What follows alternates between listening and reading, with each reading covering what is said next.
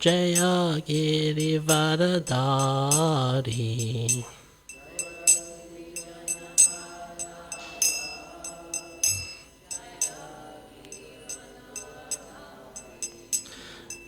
Yashodanandana Jaya Vraja Janaranjana.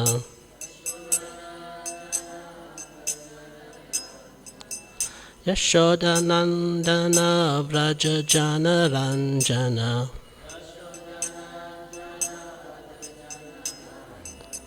Jamunatira Vanachari.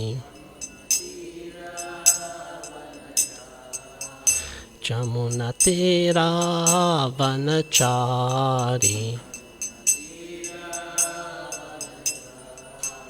Jaya Radha Madhava Jaya Kunja Vihari.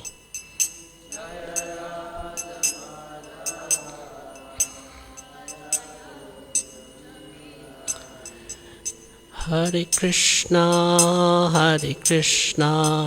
Krishna Krishna, Hare Hare, Hare Rama,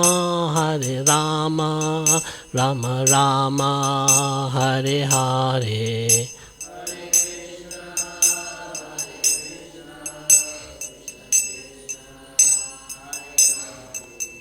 Hare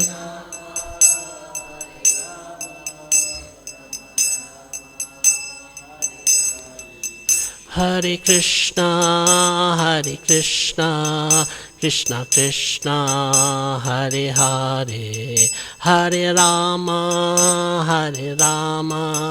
Rama Rama, Hare Hare.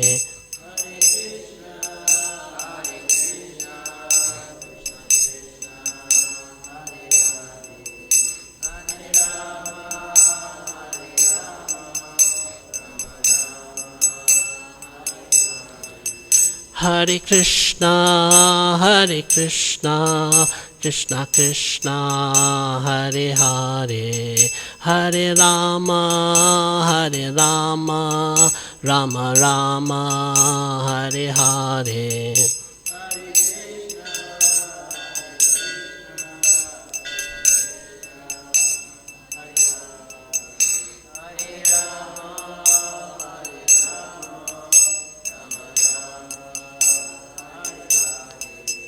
Hare Krishna, Krishna Krishna, Hare Hare, Hare Rama, Rama Rama, Hare Hare.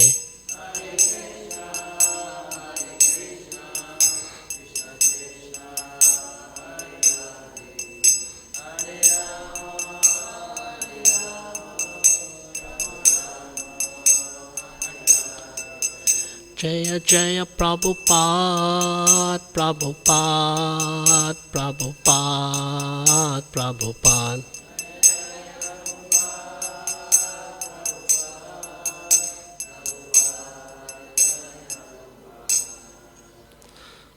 It's come from the Church of Prabhupada Ki Jai.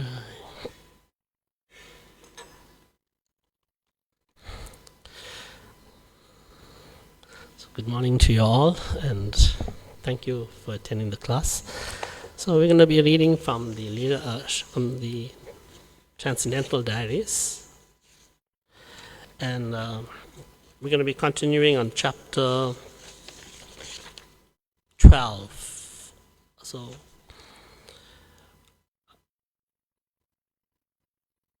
we're going to be reading, I think a devotee spoke last week, so I'm just going to be completing from where he left off. So it starts off, he concluded the training should begin at a young age and be centered on the character development.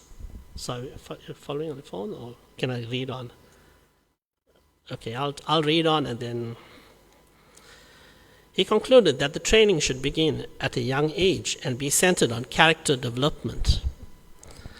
Afterwards, further academic studies can be introduced. He quoted a Bengali phrase, "When the bamboo is green, you can bend it, but when it is yellow, dried, it will crack." So it goes on. Pradyumna Das, a tall, bespectacled, thin, and somewhat eccentric, arrived from South India today.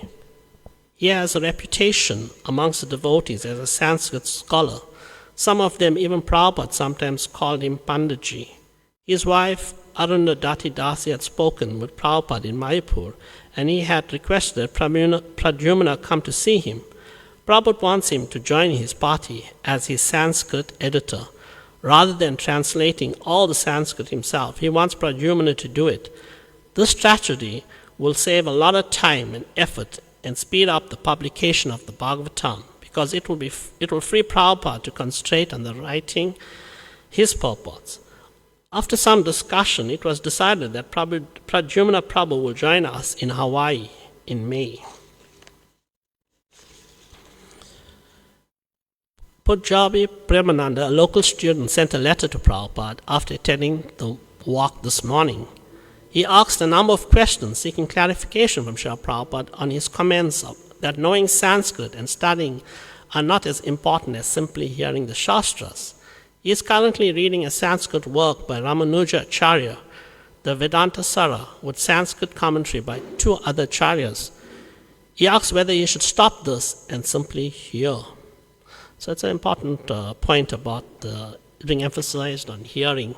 So they say if you hear for 30 minutes is as equivalent as reading for 2 hours. So the hearing is more important. Coming to hear has more potency. But we should also read as well. Yeah. He also mentioned that a number of politicians were going village to village on Padayatra, traveling by foot, and in this way getting many donations of land. He suggested that Srila Prabhupada might do the same.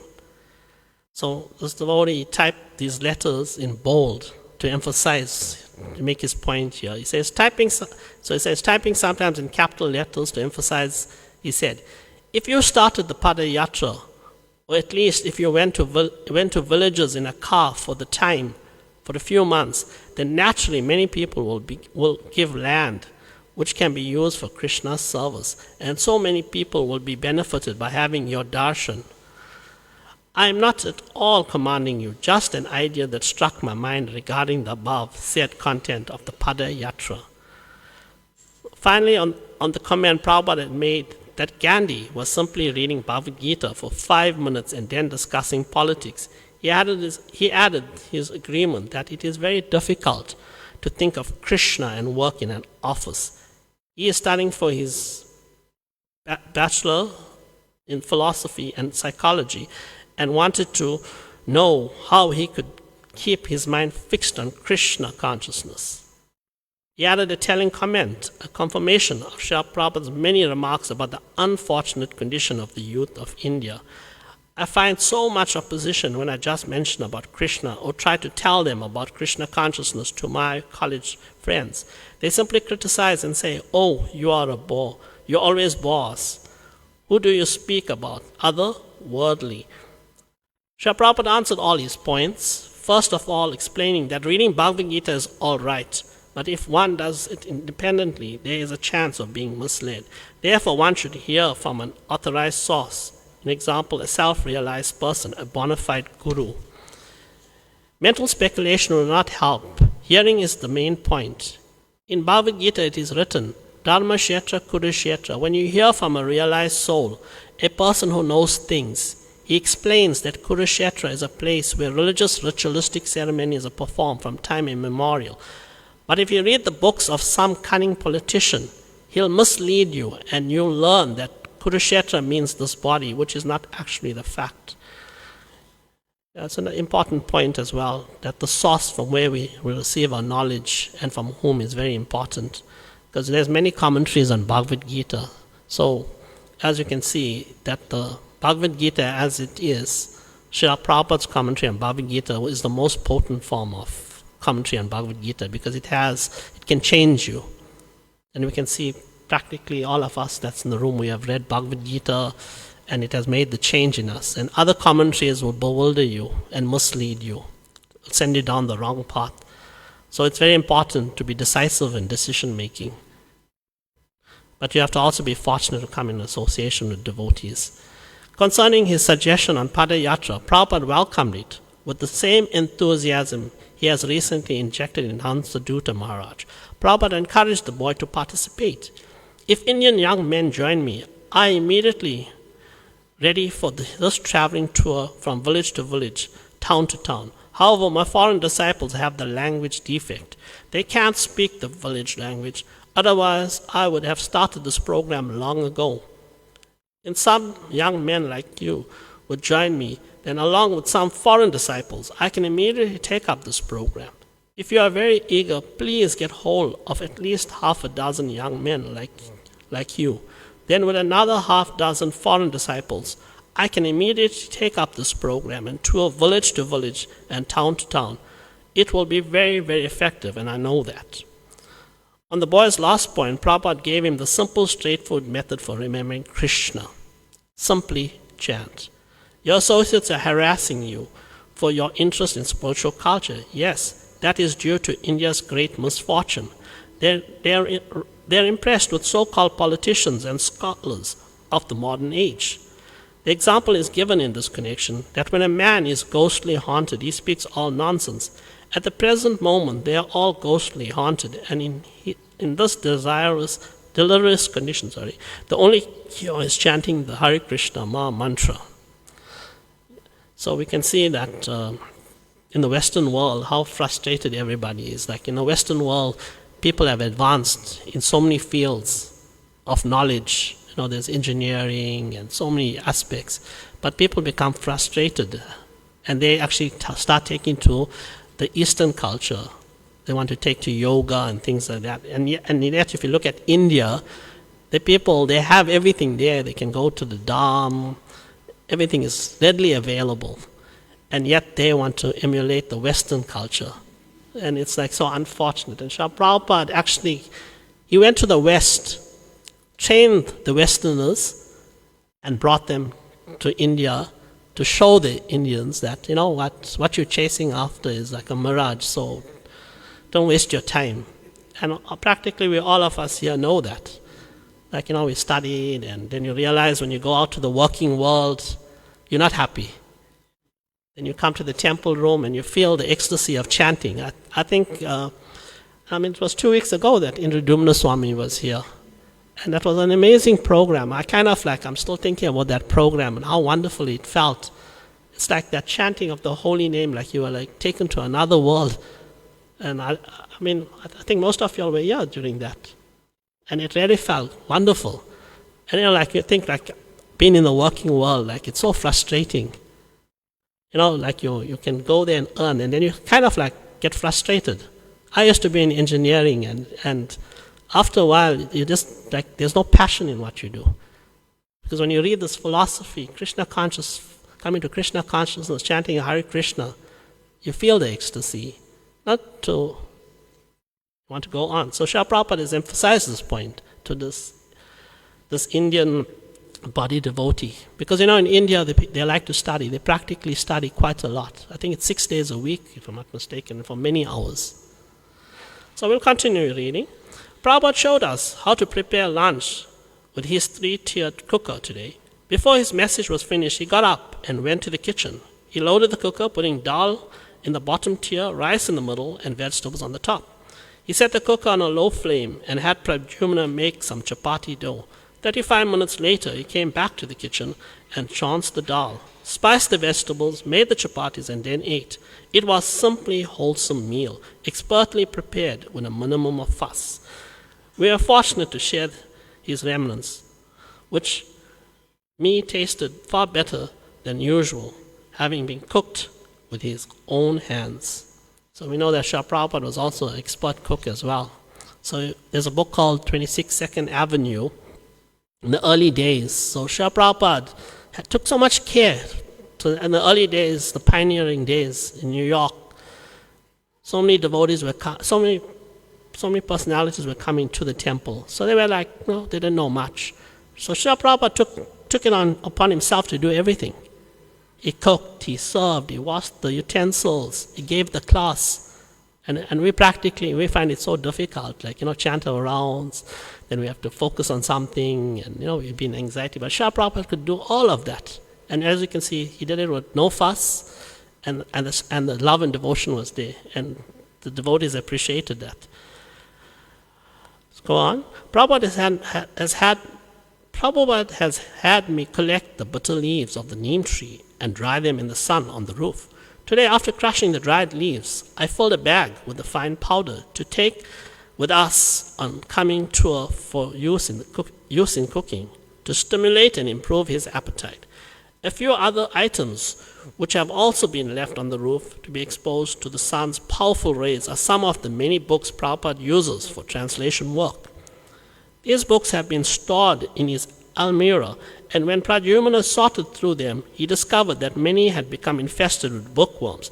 Thus Prabhupada described a prolonged dose of sunshine to remedy the problem. So Srila Prabhupada was also very, he was very kind, even to insects.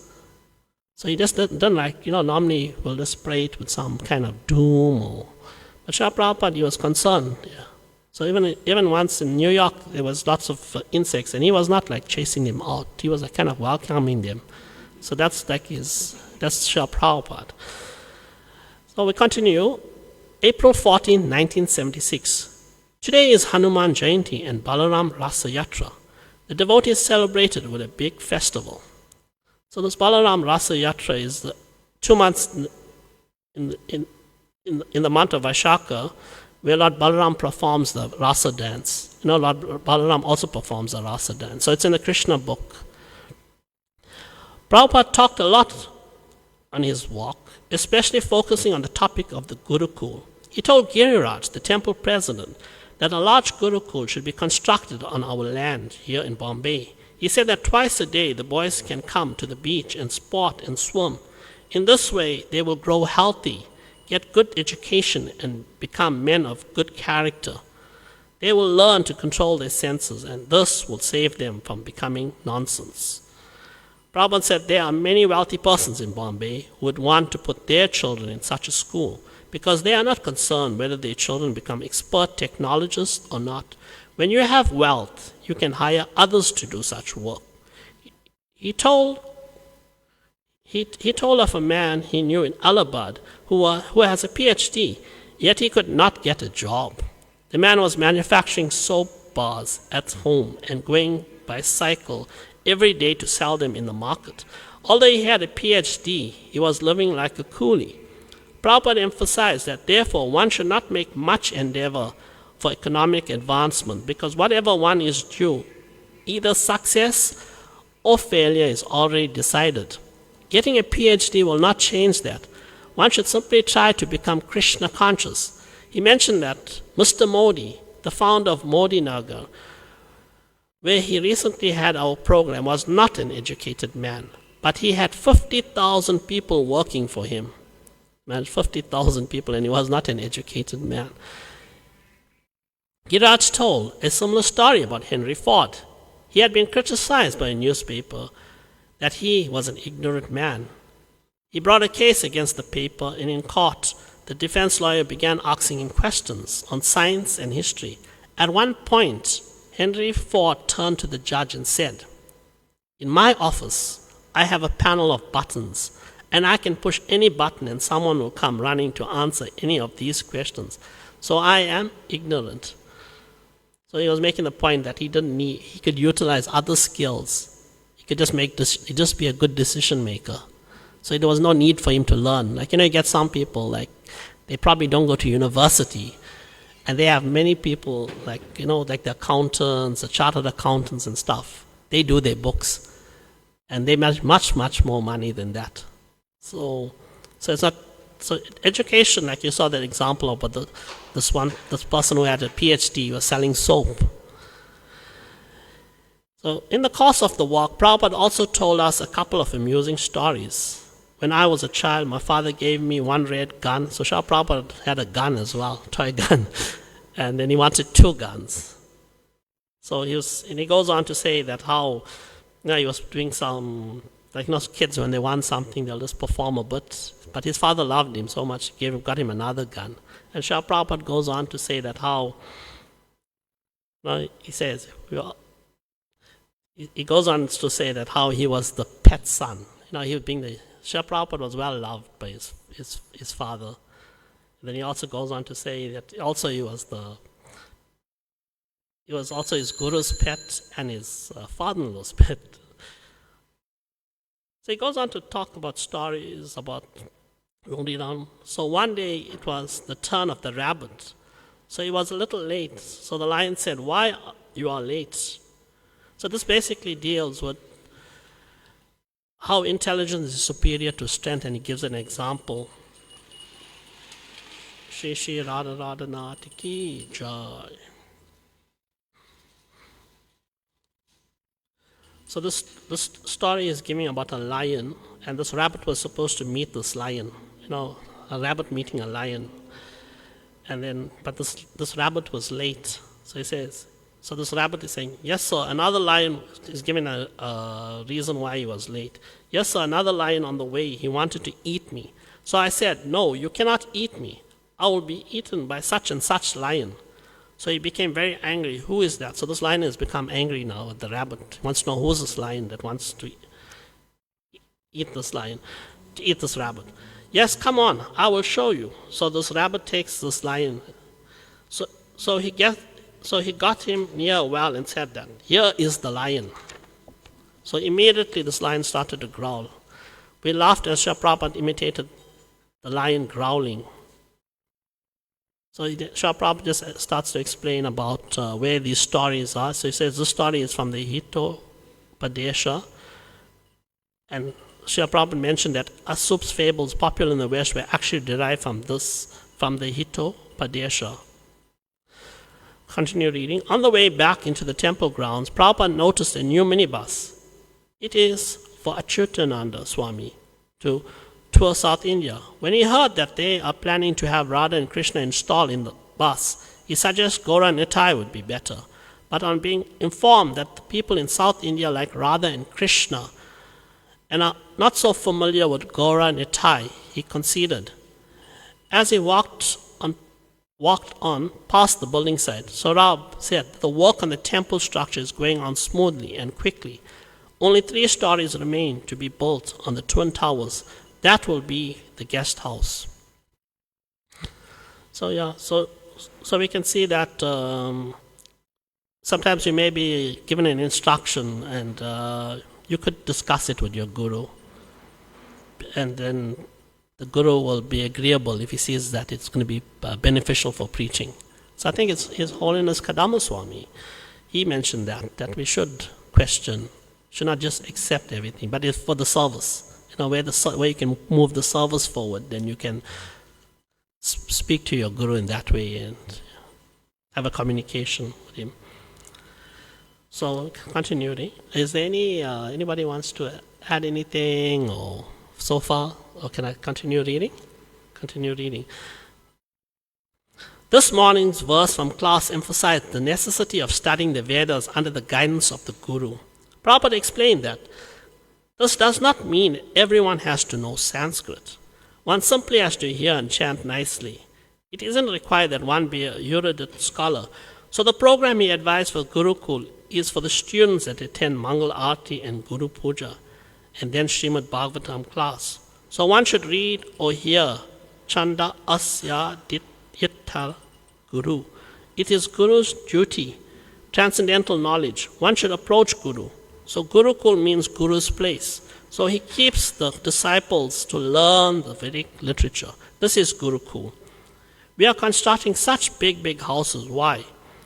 We are inviting people to come here and live in this Gurukul and learn Vedic literature. This is our purpose. Bombay is a very big city. People are rich. So we can give you nice room, nice prasadam. Come here, live here, at least once in a week and learn Vedic literature, Vedic civilization. The essence of Vedic literature is Srimad Bhagavatam. So Srila Prabhupada is emphasizing, of all the literatures, the Srimad Bhagavatam is the most important. And he has given us, so we have Bhagavatam class. Our mission is to invite people to take advantage of learning Vedic literatures. And what is the ultimate goal of studying Vedic literatures? So what is the ultimate goal of studying Vedic literatures? Oh? To learn about Krishna. Yes, it's true. To understand Krishna. So when we study the Vedic literatures, we come to a point of understanding Krishna. He also gave a practical example to show the nature of exchange between guru and disciple. This is something that we have on his personal party experience daily.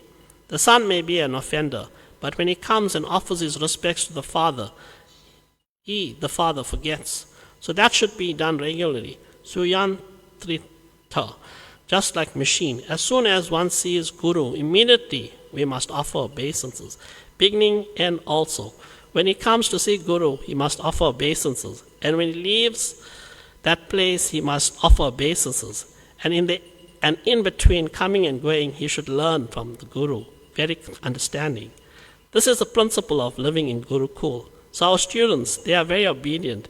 And if our students see the guru 100 times, he practices this process, offering obeisances while meeting and while going. These things are to be practiced. Then he'll be self-controlled. So, this offering of obeisances is like, it also humbles you.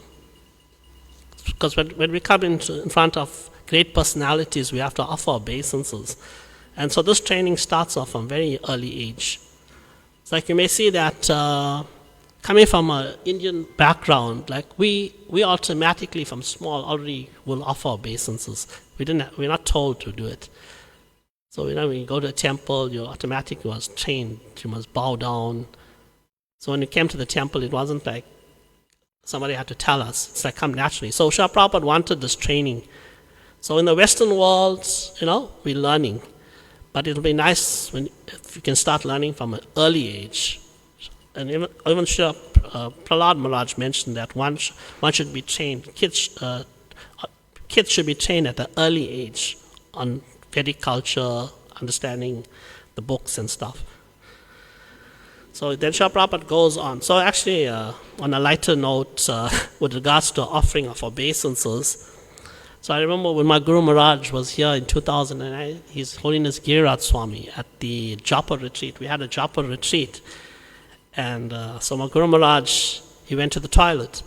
And one of my godbrothers, Taruna Baladev Prabhu, so I was kind of like thinking, and he mentioned that when he saw my Guru Maharaj, he offered his obeisances while he was in the toilet area to His Holiness Giriraj Swami. And my Guru Maharaj just like laughed at him, like smiled. So kind of thinking like, from this, what is being said here, how we should offer obeisances to offer obeisances to the Guru. So the next point here he makes, obedience is the first law of discipline. If there is no obedience, there cannot be any discipline. And if there is no discipline, you cannot manage anything. That is not possible. Therefore, this is very essential, that the students should be very disciplined. So any take on this obedience or... I think so. He told us how this idea of Gurukul training had long been on his agenda, complaining again about the unfortunate mentality that has overtaken the people of India. This is essential. To make the human life really civilized, the children should be sent to Gurukul. But there is no Gurukul at the present moment, so we are starting. We have some Gurukul in the United States, Texas. We are starting another Gurukul in Vrindavan, and we can start another Gurukul here in Bombay to train students. So Srila Prabhupada says, I wanted to start this Gurukul long ago, before going to the USA in 1960. So he says, say 62, 61. But I approached so many gentlemen friends, they never agreed to give their sons to Gurukul. They never agreed. Everyone said, Swamiji, what benefit there will be by training our students in Gurukul way? They have to earn their bread. So that is India's position now. They do not care for the original culture. They are after money. Yeah, we can see that in India, people are like trying to outdo the West. They actually practically now they have even sent a satellite or a space vehicle to the moon, and yet if you think about India, the moon is an auspicious planet. Prabhupada emphasized that without proper training, one is living a very risky life. There is danger of gliding down to become a cat or a dog in one's next life. Therefore, this Krishna consciousness movement is meant to remove that risk.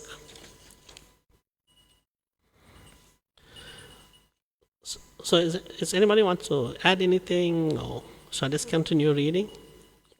Jayapataka Swami, Gopal Krishna, and Abhiram Prabhus have come to Bombay to obtain Surab's plans for development of Mayapur and Calcutta projects. Our chances of actually getting the lake across the street from the temple in Calcutta are apparently growing. Now we must show our plans for development. In his room in the afternoon, Prabhupada discussed the visa problems faced by our foreign devotees.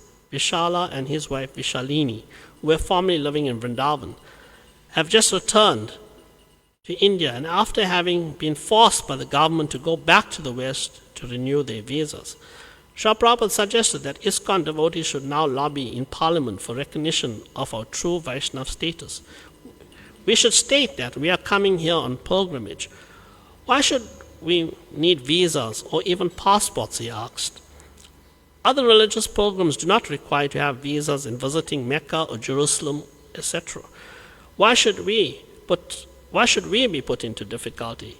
If this tactic fails, he suggested that we approach the United Nations as well. So we continue reading here. Since there were only a few visitors today, before taking his massage, Srila Prabhupada replied a small amount of mail as he sat in his sitting room. He sent Akshananda Maharaj a letter informing him of Mr. Taparia's offer to let us use his house in Vrindavan.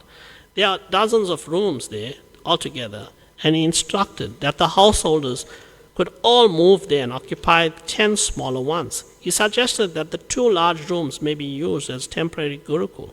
Srila Prabhupada is so keen to end the regular commotions in the guest house caused by having families living there as permanent residents that he told Akshayananda Maharaj they can move onto the property even though the land is not ours. He said that later on he can negotiate to purchase it, or Mr. Taparia may even be willing to donate it.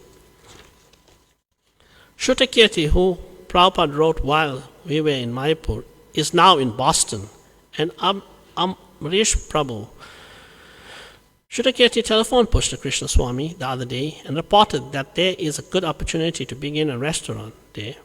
Amrisha is prepared to invest a substantial amount, but there is a lack of manpower. Therefore, Srila Prabhupada wrote to Hasya Priyadas, the Los Angeles temple president, to suggest that perhaps 8 devotees could go from there to work on the project. He said that it would be also a good opportunity for Hasya Priya to learn how to run a restaurant, because Amrisha and Shrutakirti have already successfully opened one in Hawaii. Srila Prabhupada also read an advertising pamphlet distributed by one of his Vrindavan-based godbrothers, Pon Maharaj. It mentioned his life history and his preaching expeditions to the West. Following the traditions of Vivekananda, Ram Tirtha, and Ramakrishna sannyasis, Prabhupada shook his head, disapproving, saying, I had little respect for him before, but now I can understand him. This means he is a Mayavadi. He is giving advertisements to Vivekananda. The tract also described how Bon had spent 4 years undergoing penance in the underground cell. When he came out, he was inspired to start his college. It seemed it was meant to sound as if he had undergone great austerity and emerged at the end of it with a divinely inspired revelation. Srila Prabhupada explained that Srila Bhaktisiddhanta had actually never liked this man. After his divine grace departure, one astrologer told Bon that he was an offender to his spiritual master. He was conscious of this, and so the atonement was given that he could offer leaves of bael tree to Lord Shiva. Thus he went into his cell. Prabhupada told us that this was a mundane attempt to rectify himself. He had planned to create a Vaishnava university and worked very hard on the project, but it was never successful. So, Bon Maharaj is actually Srila Prabhupada's godbrother. Like when you see many devotees, they have they have many god brothers, god sisters. So Bon Maharaj was Srila Prabhupada's god brother.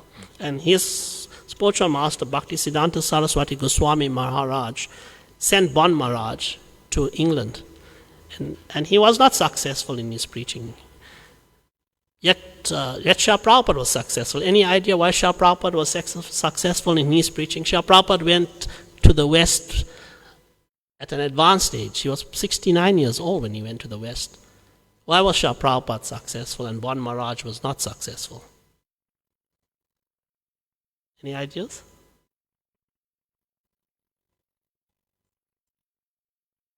Yes, yes, that's true. Any other?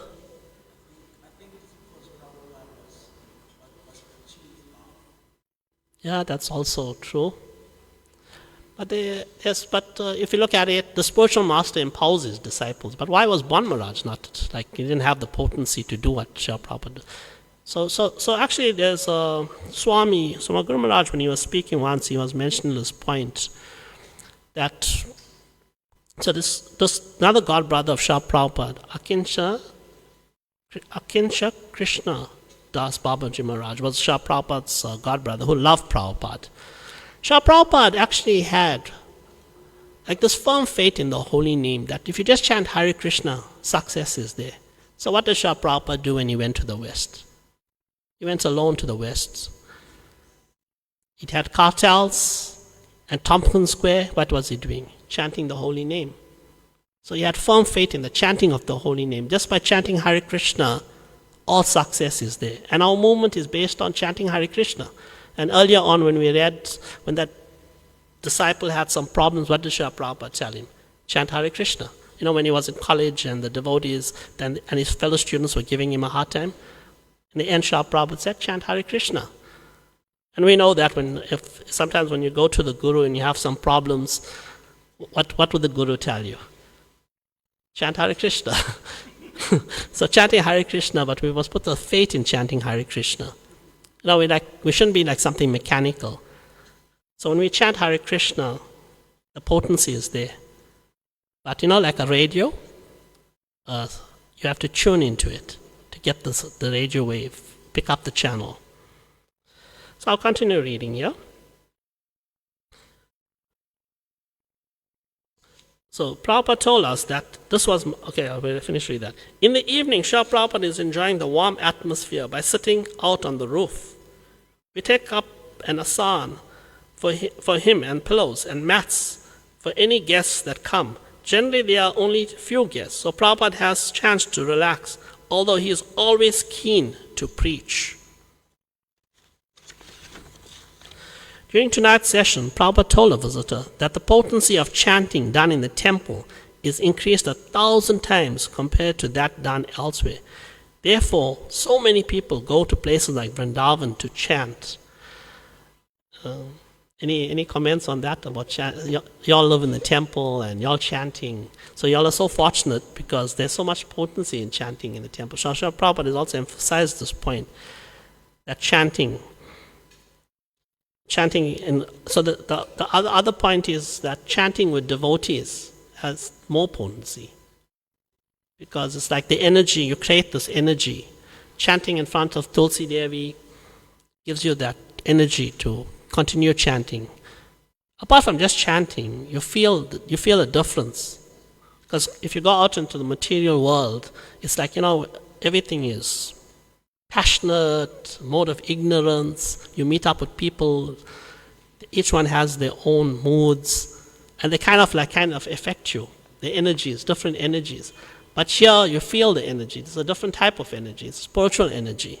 So you're very fortunate to be in the temple, chant the holy name. So Srila Prabhupada is emphasizing this point. He emphasized, so we can see from this reading today that the potency in spiritual life is to chant the holy name of the Lord. And we can see how much Srila Prabhupada has achieved through chanting. And if we look at ourselves when we first started, like how did you join Prabhu? My Brother. And so did he tell you to chant, or you read a book, or? I kind of saw how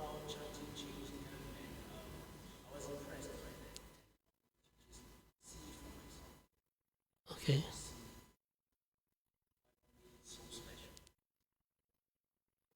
Okay, so you felt that difference. It was transforming you. It's like a medicine.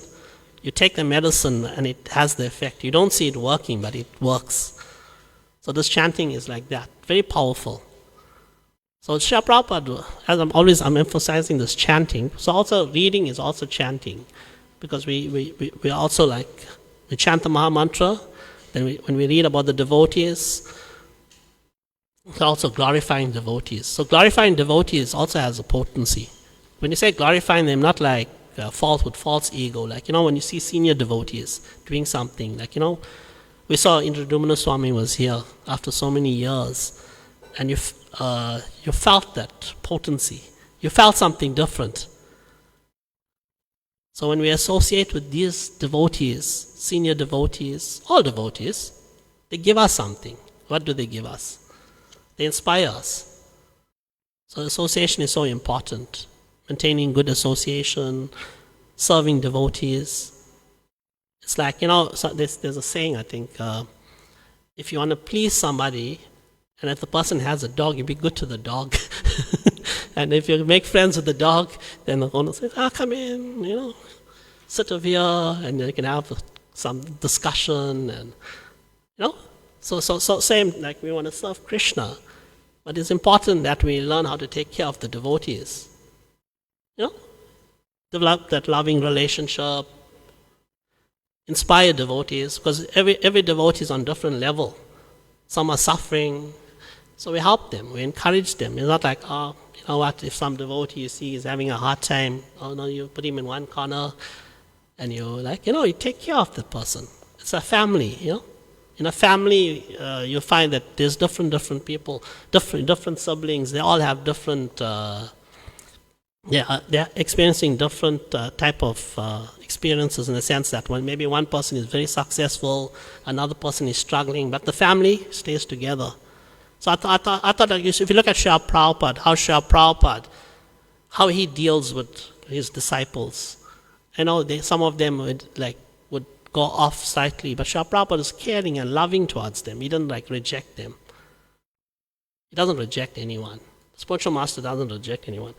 But I'm surprised, when we read through here, when Srila Prabhupada was speaking about Bon Maharaj, and how he was his Guru Maharaj didn't like him. So I was thinking, why was that? Any idea?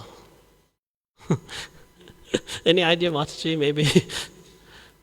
Why Bhaktisiddhanta Saraswati Goswami Maharaj was upset with Bon Maharaj? He was his disciple. Bon Maharaj was Bhaktisiddhanta Saraswati Goswami Maharaj's disciple.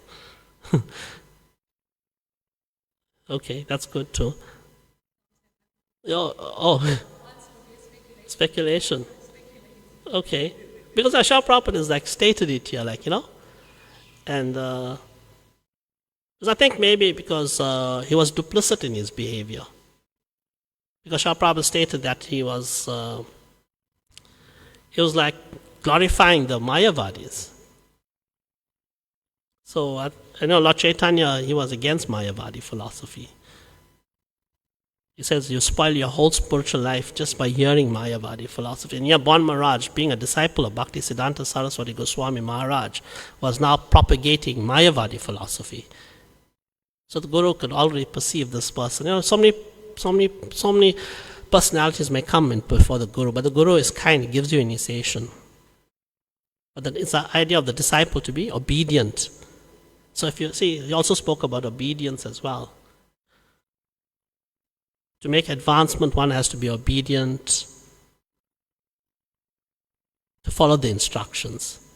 And he didn't follow the Guru's instructions. You can see what he did. He went against the personal philosophy and went to impersonal philosophy. Yeah, so we finished at 8:30? Okay. Any comments? Anyone wants to add anything?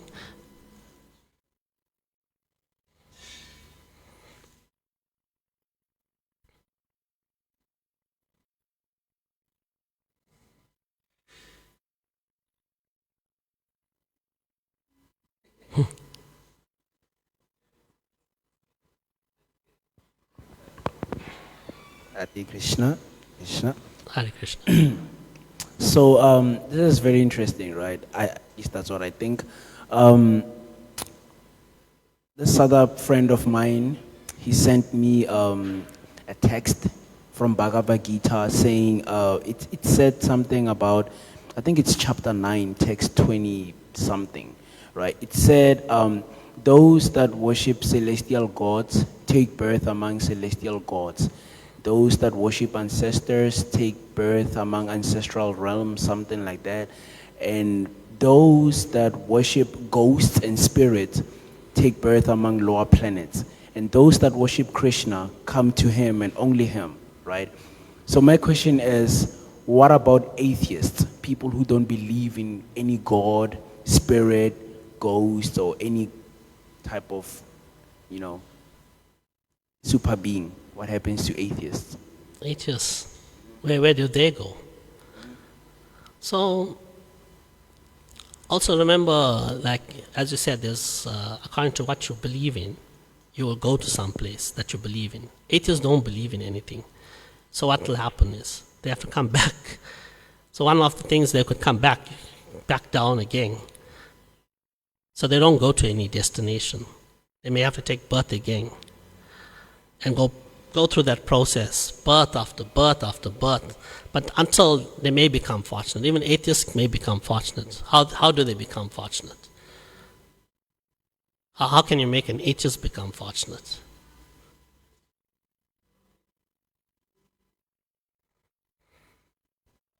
I don't know, maybe like by preaching to them and maybe. But you're going to preach to an atheist, he's not going to listen to you.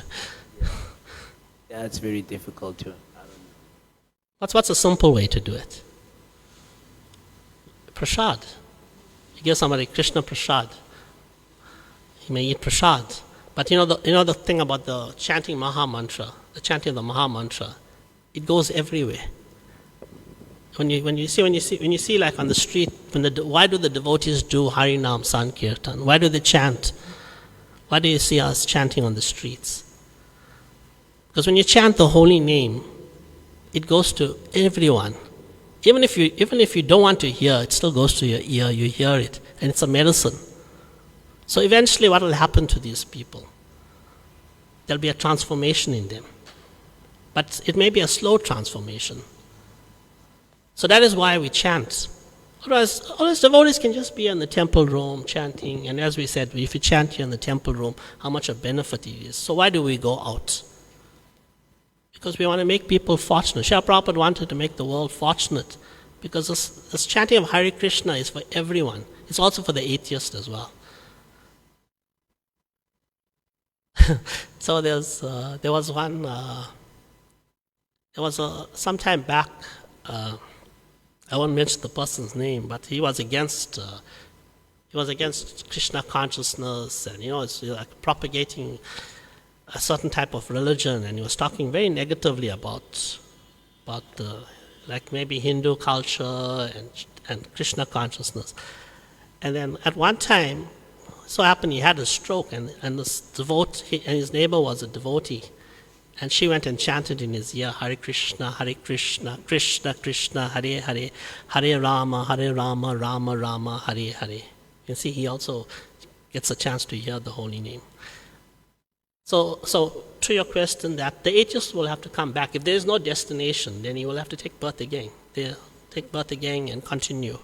I hope that has answered your question. So it is, we got 2 minutes. 8:30 we finish, eh? It's okay. Oh, right. Okay, thank you very much, and thank you all for hearing. Srila Prabhupada ki jai.